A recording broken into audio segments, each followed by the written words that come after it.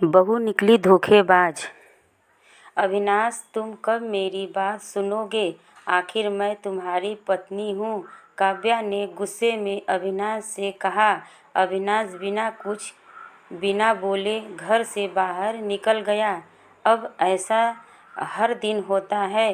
काव्या अपनी सास सुलोचना जी की बहुत इज्जत करती थी, लेकिन सुलोचना जी हमेशा उसे नीचा दिखाने की कोशिश में लगी रहती थी। आज भी वहीं काव्या ने सुबह जल्दी उठकर नाश्ता बनाया। अविनाश को सूजी का हलवा बहुत पसंद था, इसलिए उसने नाश्ते के साथ हलवा भी बनाकर सभी को परोस दिया। उसके ससुर रमेश जी ने सुलोचना जी को टोकते हुए कहा, ये क्या फिजूल खर्ची है? सुबह सुबह देसी घी का हलवा। सुलोचना जी ने काव्या को डांटते हुए पूछा, क्यों बहू, ये देसी घी क्या तेरे मायके से आया है? माँ जी, वो इन्हें हलवा बहुत पसंद है, इसलिए थोड़ा सा बनाया है। यह कहकर काव्या अविनाश की तरफ देख रही थी, शायद वो कुछ बोले। तभी सुलोचना जी ने कहा, मैं सब जानती हूँ। मेरे बेटे का बहाना करके खुद खाने का मन होगा। अविनाश चुपचाप नाश्ता करते रहे। काव्या की आंखों से आंसू छलक गए।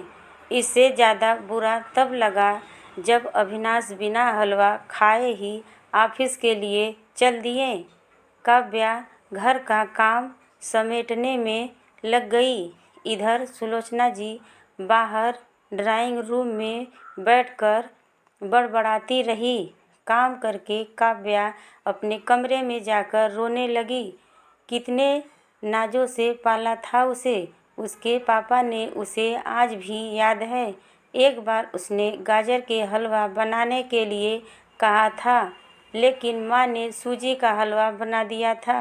पापा को जब यह पता लगा तो वे तुरंत बाजार गए। वहाँ से ढेर सारा गाजर का हलवा लाए थे और उस दिन बिना कहे 2-3 दिन में गाजर का हलवा बनने लगा। आज उसे सूजी के हलवे के लिए कितनी बातें सुनाई जा रही है। उसे गुस्सा सास ससुर पर नहीं, अविनाश पर था, जो कि कुछ नहीं बोल पाए। शाम को जब उसने अविनाश से शिकायत की तो वो बस इतना ही बोले, इस घर में केवल माँ की पसंद का खाना बनता है, आगे से मेरी पसंद का कुछ मत बनाना। काव्या ने अविनाश से बात करनी बंद कर दी। आखिर क्या कसूर था काव्या का? यही कि वह अविनाश से कुछ बहुत प्यार करती थी। इसी तरह कुछ दिन बीत गए। एक दिन काव्या ने सुलोचना जी से कहा, माँ जी, मैं अपने घर जाना चाहती हूँ कुछ दिन के लिए।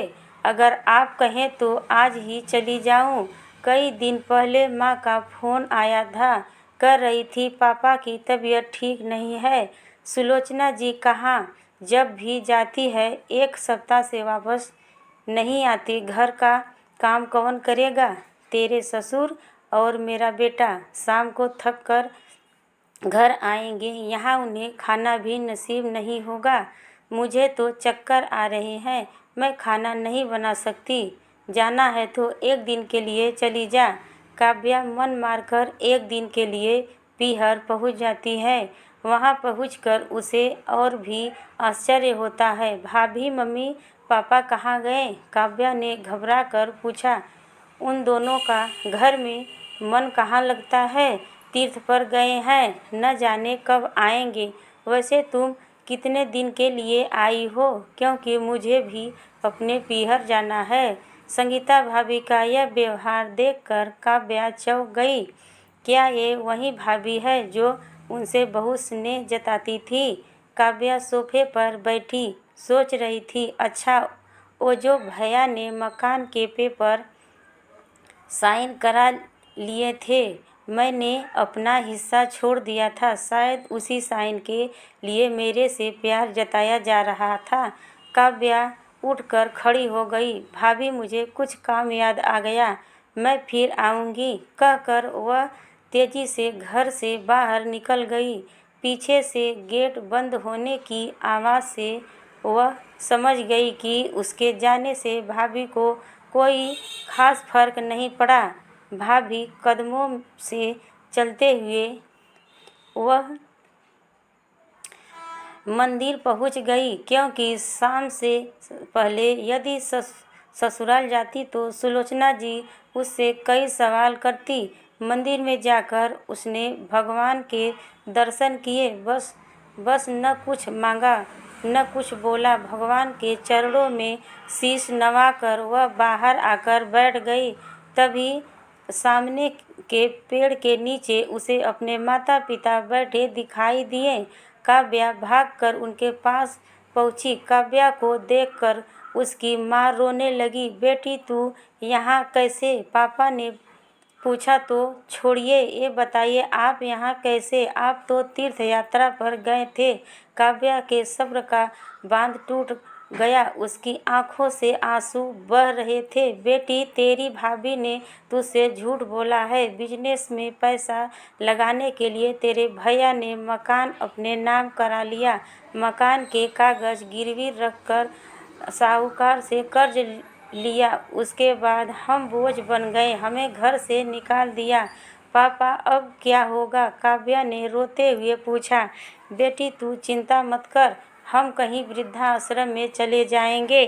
तू अपनी ससुराल जा, वहाँ किसी को यह बात मत बताना। अपने माँ बाप को इस हाल में देखकर वह उन्हें अपने साथ ले जाना चाहती थी, लेकिन जहाँ उसकी कद्र नहीं है वहाँ माँ बाप की क्या इज्जत होती। भारी मन से काव्या ससुराल की ओर चल दी। आज उसे अपने लड़की होने पर अफसोस हो रहा है। काश वो अपने माता पिता के लिए कुछ कर पाती। घर जाकर उसने बहुत मुश्किल से घर का काम निपटाया। उसके बाद अपने कमरे में जाकर गुमसुम बैठ गई। उसकी आंखों से आंसू बह रहे थे। अविनाश अपने ऑफिस के काम में लगे हुए थे। जब वे सोने आए तो काव्या से पूछ बैठे, क्या बात है? आज फिर माँ की कोई बात बुरी लग गई जो आंसू बह रहे हैं? काव्या अपने को रोक नहीं पाई और उसने रोकर सारी बात अविनाश को बता दी। क्या माँ जी को यहाँ ले आए? वे इस उम्र में कहाँ जाएंगे? अविनाश ने कोई जवाब नहीं दिया और करवट लेकर सो गए। इस बात से काव्या को बहुत गुस्सा आया।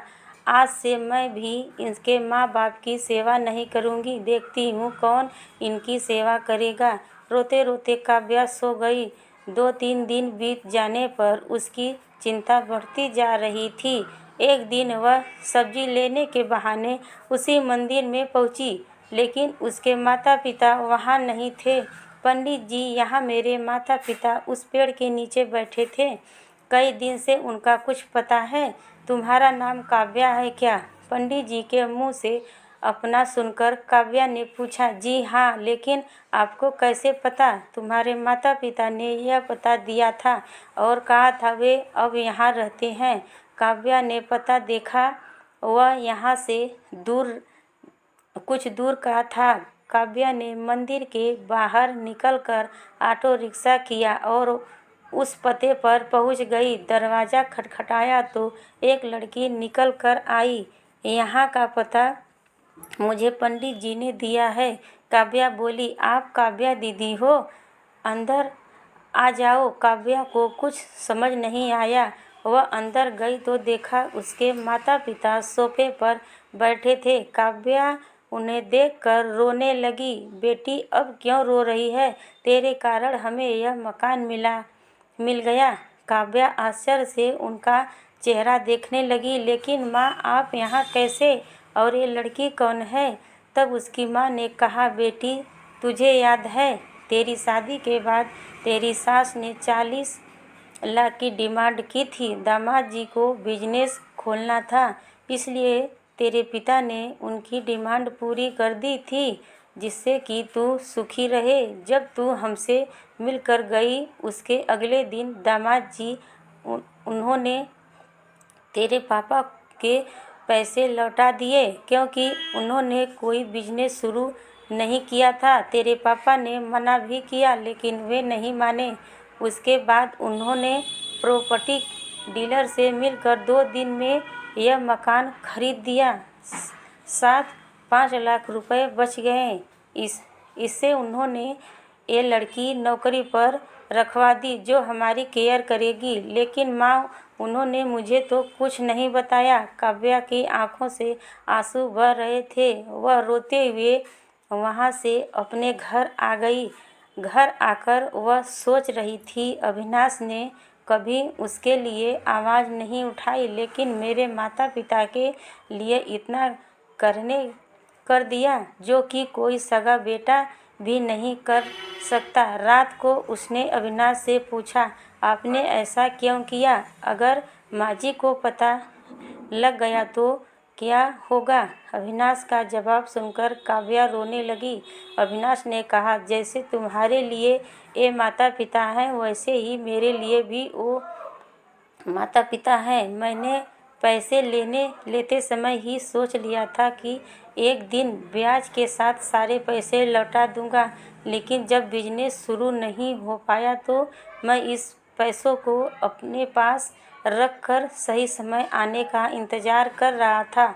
अगर मैं तुम्हारे माता पिता को अपने घर ले आता तो उनका आत्मसम्मान हर दिन उन्हें धिक्कारता। बेटी के घर वे रहना पसंद नहीं करते, वे अपमानित न हो, इसलिए मैंने ये सब किया।